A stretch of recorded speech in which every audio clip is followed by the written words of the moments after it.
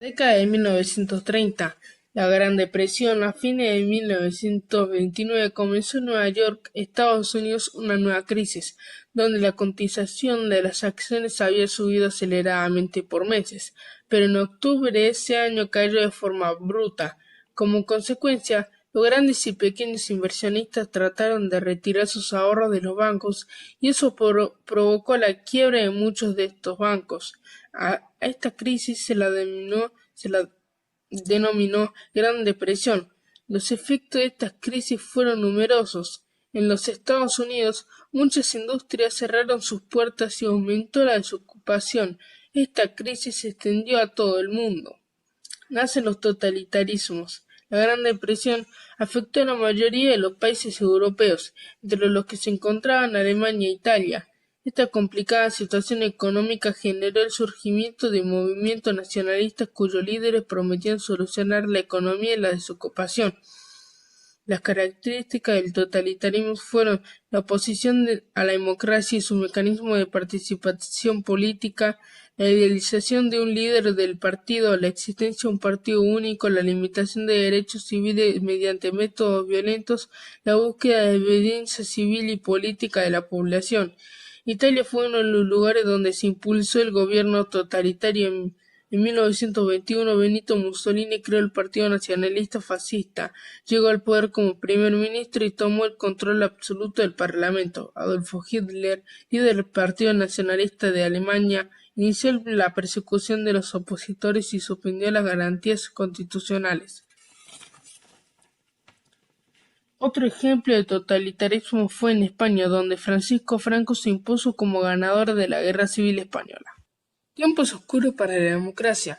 Nuestro país estaba gobernado por Hipólito Yrigoyen. Había un grupo de la derecha que lo criticaban y al sistema democrático argentino. Fue así que un grupo de oficiales del ejército comenzó a complotar para intentar derrocar al presidente. El 6 de septiembre de 1930, el general José Félix Uriburu ocupó la Casa Rosada. Hacia la noche, la casa de Yrigoyen fue saqueada y al día siguiente el presidente presentó la renuncia. Uriburu llevó a cabo un golpe de Estado, el primero de la Argentina. Como primeras medidas, disolvió el Congreso, intervino en las provincias e ignoró la Constitución. Posteriormente se produjeron detenciones y fusilamientos.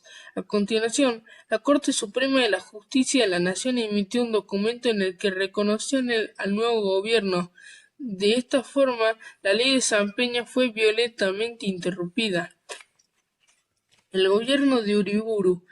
José Iriburu era un militar admirado de los movimientos nacionalistas que surgieron en Italia y España.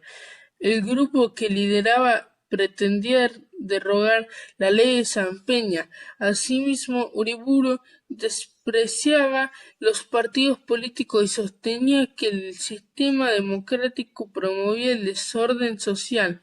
En cambio, eran partidos de un gobierno totalitario. La idea era que ese Estado totalitario estuviera bajo la conducción de los militares. Durante años se llegaron a formar ligas o asociaciones paramilitares que participan de revueltas callejeras e intentan imitar a miembros de otras fuerzas políticas. Uriburu habilitó la ley marcial o militar. A pesar de toda la fuerza que parecía tener este movimiento, en realidad no ganó mucho apoyo popular.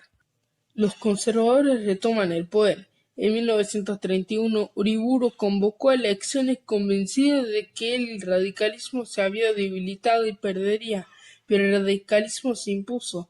Eso hizo que los militares anularan los resultados.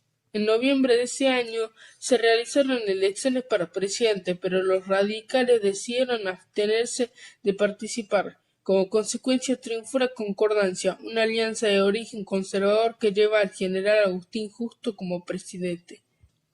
El fraude electoral. El gobierno se mantuvo en el poder por medio de lo que llamaban fraude patriótico. Recurrían a todo tipo de prácticas ilegales para ganar las elecciones. La policía entraba a los lugares de votación y se llevaba los votos de partidos opositores. Se falsificaban las listas de votantes o se sobornaban a los que asistían a votar. Para equilibrar las finanzas, en 1935 se creó el Banco Central. También se adoptó una política denominada industrialización por sustitución de importaciones. Consistía en fomentar el surgimiento de nuevas industrias que fueran capaces de producir en el país lo que antes se conseguía en el exterior. El Pacto Roca-Runciman decidieron presionar al gobierno para que negociara un acuerdo de exportación directamente con Londres. En mayo de 1933 se informó el denominado Pacto Roca-Runciman, por el cual nuestro país concedía muchas ventajas económicas a Gran Bretaña. A su vez, los británicos se comprometían a continuar comprando en nuestro país. Lisandro de la Torre veía este pacto como un sometimiento argentino hacia el Reino Unido. La situación social. En estos años aumentó enormemente el desempleo. Comenzó a ser una época de grandes migraciones internas. Sin embargo, no todas las personas que llegan a la ciudad conseguían trabajo, y aquellas personas que lograron conservar su trabajo vieron cómo sus salarios se reducían. En muchos casos ni siquiera le alcanzaban para cubrir sus necesidades básicas. Hubo una gran proliferación de vagabundos llamados lincheras. Crece en los barrios. Esto era muy evidente en la zona de Puerto Nuevo, a lo largo de las vías de ferrocarril, y por una extensión de varias cuadras vivían alrededor de 1000 personas. Otros asentamientos precarios continuaron apareciendo a lo largo de los años. Los partidos de Buenos Aires fueron afectados por la construcción de numerosas empresas textiles. Para desplazarse a sus trabajos usaban los transportes públicos. Lo más utilizado era el tranvía eléctrico, el subterráneo y el colectivo. La ciudad cambia. Una de las medidas que tomó el gobierno para aliviar las crisis fue fomentar la construcción, porque más personas podrían trabajar. Durante la década de 1930 se ensancharon las avenidas Corrientes y Callao, y en 1936 se inauguró la avenida 9 de Julio y el Obelisco. Los trabajadores se organizaban. A partir de 1934 las condiciones económicas mejoraron y los obreros hicieron oír sus reclamos por medio de sindicatos, organizaciones creadas para mejorar las condiciones de vida de los trabajadores. Estos sindicatos organizaban huelgas y manifestaciones. En 1930 surgió la Confederación General del Trabajo, CGT, integrada en su mayoría por sindicalistas.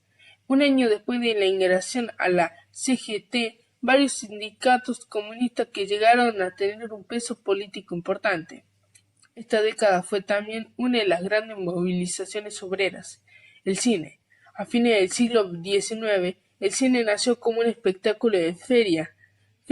Los primeros fueron estadounidenses.